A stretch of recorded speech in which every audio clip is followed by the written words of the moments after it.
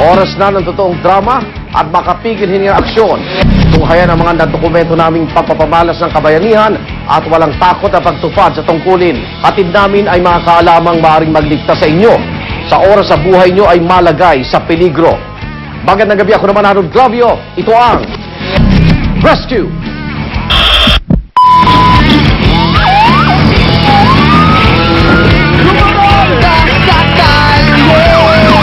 Magandang po kayo. Ano po pangalan nila? Sunog baha nito, laksidente at rumiresponde. Bawat oras at minuto. Sumalpot ngayon yung treno namin. Nauntog ka bali? Kapag buhay namin dito. Alay mo dyan, magbuhawa ka nyo, Loten! Daba!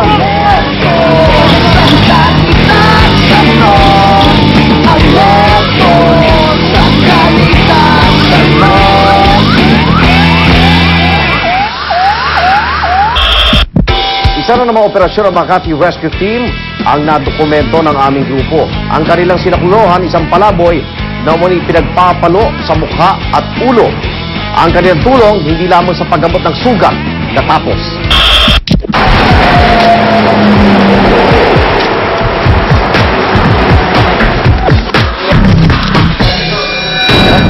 Molly, sa Metrobank mismo? Ano, babae lalaki? MR? Ano MR to?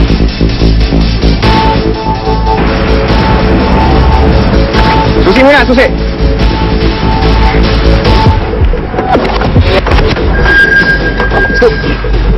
Metrobank?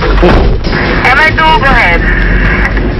Then for ma'am, responding po yung MR to sa alleged mauling incident.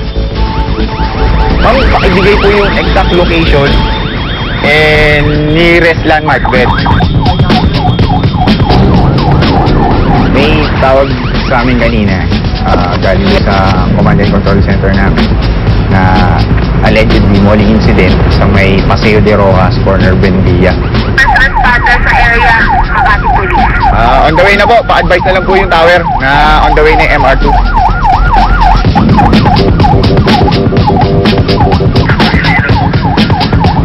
Buendia, Paseo de Rojas, corner.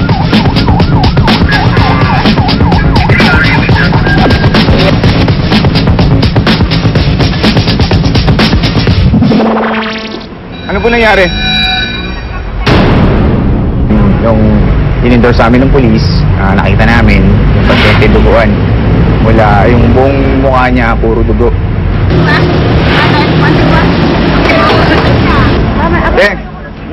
Hindi po, pwede ka lumipat dito?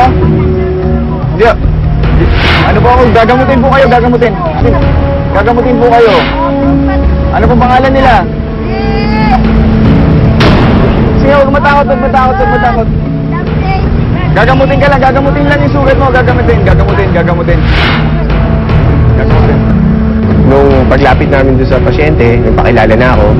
So, nung tinanong ko siya, hindi siya align sa reality nung line ng questioning ko. So, tinanong ko siya kung ano pangalan niya, kung ilang taon na siya. So, iba yung sagot niya sa normal na sagot ng normal na tao. Behavioral emergency, kailangan natin alisin dito. Mukhang malaki tama head injury. Ang cause daw nun, as per dun sa police at saka dun sa guard niya nandun, pinalo daw siya ng bato sa pag-aaway nila nung kapwa niya taong kalye. 50 above.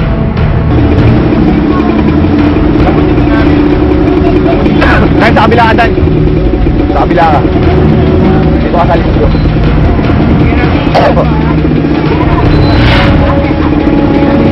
Titignan lang yung sugat ha, titignan lang. Natakot siya eh. Tingnan mo lang ha, tingnan mo lang.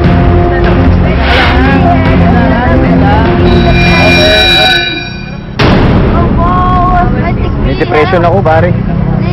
Depressed to oh. Ay head injury siya, meron siyang pulling of blood sa ulo, may bukol din. So, kailangan intensive yung management. May mga lacerated wound siya sa pisngi at sa may tenga. Kasi siguro yung impact ng bato ng pagtama sa pagpalo sa kanya, yun yung pinaka evident kasi yung injury sa may right side ng face niya. Gata pa, gata.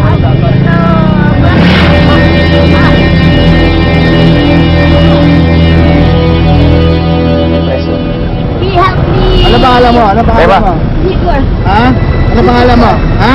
ang pwede na asal ako tumatil yagang kain. Anong pangalan? Anong pangalan mo? Obigay ni Dr. Ahmed. Obigay ni. Abigay ni ka? Kung may sugat ka sa ulo, apply lang ng pressure para hindi mag-continuous bleeding yung sugat mo. Hanapin lang kung saan siya nagdudugong part.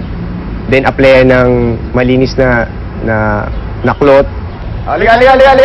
Halika na. Dan. Halika, tayo na. Ayusin ka. Kaya tumayo. Kain ko na yun. Halika na. Halika, tayo. Bleeding din ako sa likod eh. Halika.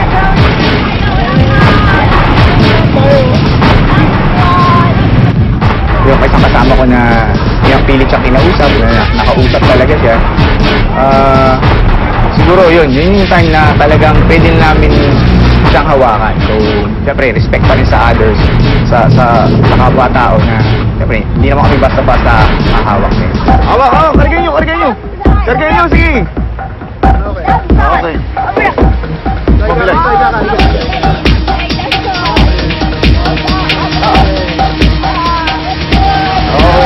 Kaya. Strap muna. Strap muna. Yan.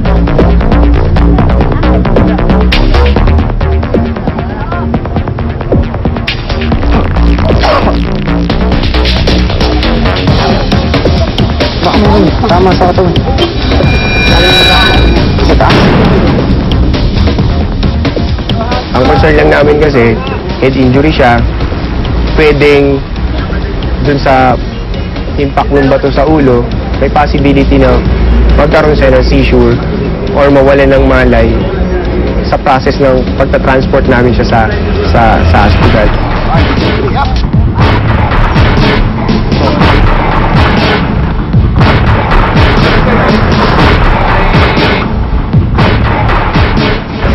Sinaksak na yun, tapos binato yung malaking bato.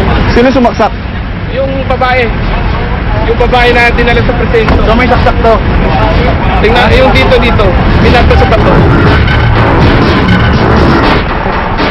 Then pagdating doon sa ambulance, check yung vital signs niya. Yung blood pressure, yung pulse rate and respiration, nasa normal naman. Vagrant po pala ito. Vagrant. Around late 50s. Tapos on the way na kayo sa ACC.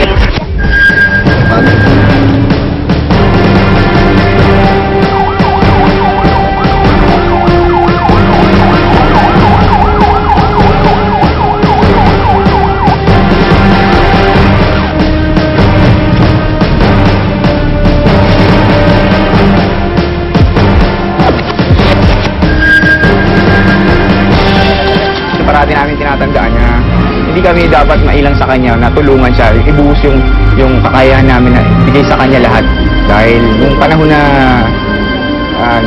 lumalaki siya, may nagmamahal sa kanya. Yan ang pinaka nagiging namin, kumbaga drive namin para tulungan talaga na all out yung pagtulong.